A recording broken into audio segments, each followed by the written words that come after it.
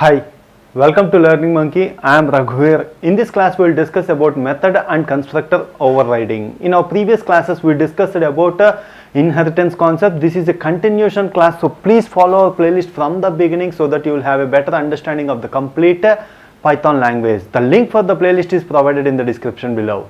Coming to today's class, let's take an example and understand what's method and constructor overriding and what is the method, what is the function, super of function will helps us in the concept of method overriding.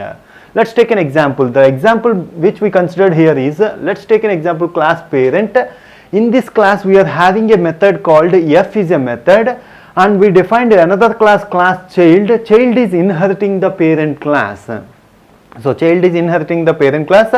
In this class also we are having the method called f. So what we understand here, both parent class and child class is having a same method name. This we call it as method overriding. So what happens when we define an object and we call a function, when we call the method? So OB1 is a child class object. We defined a child class object and we are calling the function OB1.f of. So which function will be called here?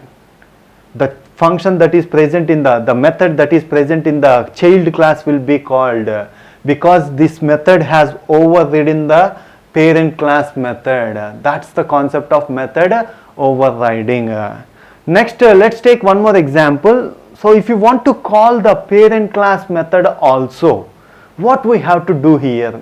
By using the object, if you want to call the child class object, if you want to call the parent class method also, what we have to do here? We will use the concept of a super of function. The super of function will create the parent class instance and it will call that function from the super class, means that the parent class instance. So how we do that? The same example here in the child class, parent is inherited. Define f is a function and we are using super of function dot f of, means it is calling the parent class f of method. After that we are continuing with the child class syntax. So that is how we use super of method. So OB1 is equal to child of, we are creating a child class object and we are calling the f of method. So it will call the child class f of method, but in that we are calling the parent class f of method using super of. That is the meaning, use of super of function. So the output here is the f method in parent class will be displayed, the f method in child class, both will be displayed. So the output is the f method in parent class and f method in child class. The same way methods are overridden, constructors are also overridden. See here, in the parent class we defined a constructor underscore init underscore and we are instantiating, means we are initializing an instance variable.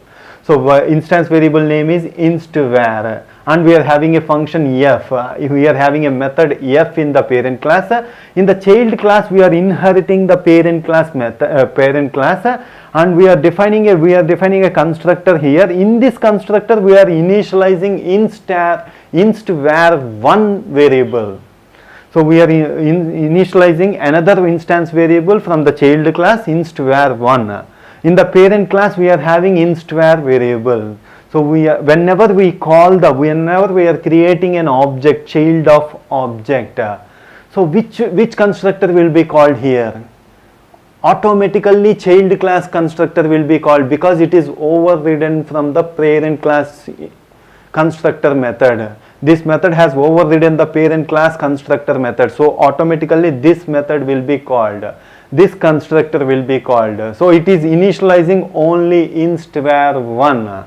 It is not initializing instvar variable. If you want to initialize the instvar from the parent class also, then we use super of function to call the parent class constructor. So here let's check the example. So we are not initializing this variable instvar. If we call the function f from the parent class, what happens here? If the parent class is using, here the parent class is using a self.instvar, means it is not at all initialized up to now. So instvar is not initialized. Will it execute? No, we cannot call this method f of from the parent class because it is not initialized. Let's check what happens if you call the ob1.f1 of. F1 of is using the inst_var1 variable. So we already initialized this value and we can use this value. But f of function cannot be called here. ob1.f of function, f of method has been called. What happened here? It is showing a mistake here. The child of parent don't have that f of method. Child object has no attribute inst_var.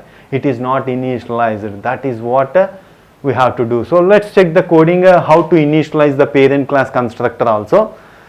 So in order to initialize the parent class constructor, what we are taking here is a child class constructor. We are taking two variables k and l.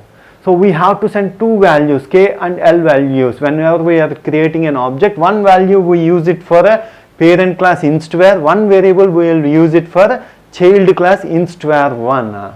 So if you want to call the parent class constructor, super of dot init of k, we are sending the k value to the super class constructor. That's why we use the function called super of. It is initializing with k value, inst_var1 is initialized with l value. Now we can use f1 and f methods. F is called from parent class, already inst_var is initialized, f1 is called from child class, inst_var1 also initialized. That's why it is showing parent class values variable 20 and 10. So we are passing k is moved to 10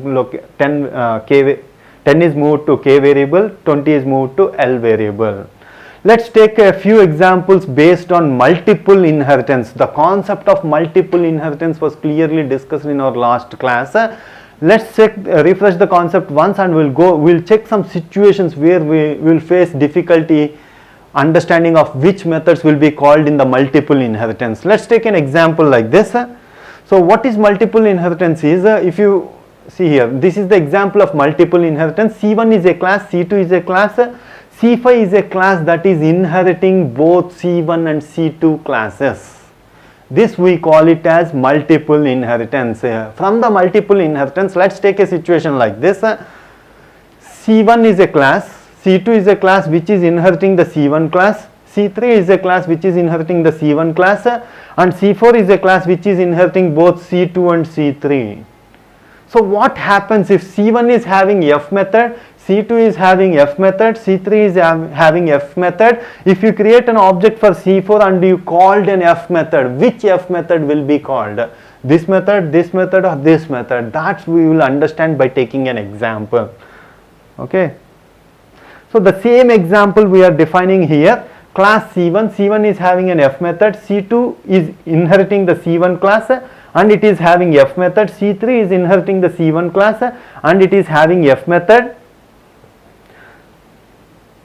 The same way C4 is inheriting C2 and C3. So this is not having f method, it is having f1 method. So we are creating an object for C4 class. ob1 is equal to C4 of, and we are calling ob1.f of. So what's the output we got here? From class 2, means it is calling the f method from class 2. Why it is calling the f method from class 2? What happened here? C4 of C2 comma C3 means it is considering from left to right. C2 is in the beginning, that's why it is taking a method from C2. That is how multiple inheritance, the concept of calling the overridden methods will be clarified using from left to right. So from left to right means it will take the C2 class. Let's check the same example by changing the, see here, the same example here, C3 and C2 means which class it will take the method. It will take the method from third class, C3 class. So the from class 3, that is how, from left to right, Let's check one more example. If we are having only f method in only one of the classes, then what happens? We will understand. Let's check this example. C1 is having f method, C2 is having f method, C3 is it don't have f method. So we are writing it as pass. So we already discussed about pass in our previous classes, and we are having a class C4 which is inheriting both C3 and C2. C3 is from the left side. If left is not there, it will go to the next one and it will take the C2 class. That's why the output here is from class 2. This is how multiple inheritance concept, the method overridden and concept of method overridden is resolved using from left to right. This is how it will be called. Now let's take a few examples so that you will have a better understanding of method overridden in multiple inheritance.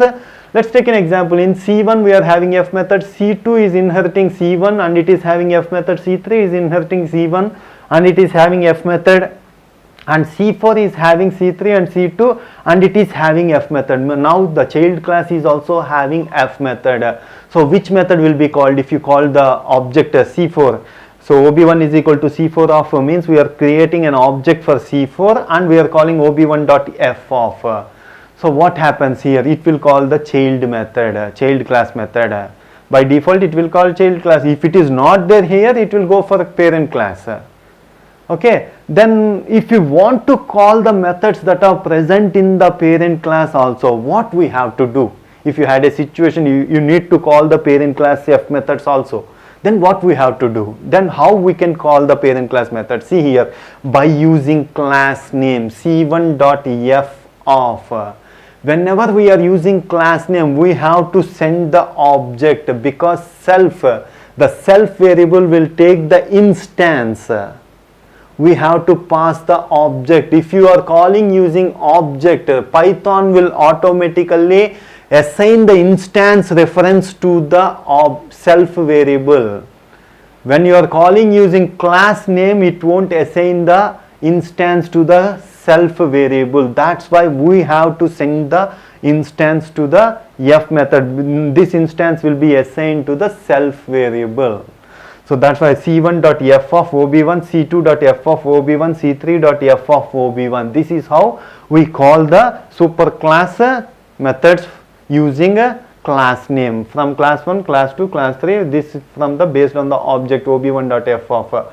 From class 4 F method. This is how we use. The same thing can be created using one more way. So what we do here is the same in the class 4 definition of function. The method of F method we are writing from class 4 F method, and we are calling here using class name C1.F of what we are mentioned here, self. See here, whenever you call this object, whenever you created this object and whenever you call this function, automatically what Python will do, it will create the instance and that instance is assigned to the self variable. So that's the self variable we are using here, C1.F of self, C2.F of self, C3.F of self. That is how we call the parent class methods whenever we are having a method overriding. Okay, now the output is same from class 4 F method, from class 1, from class 2, from class 3. This is what method and constructor overriding is. Hope you understand the concept. If you have any questions regarding the concepts, please post your questions in the comment section below. Thanks for watching. If you haven't subscribed to our channel, please subscribe to our channel and press bell icon for the latest updates. Thank you.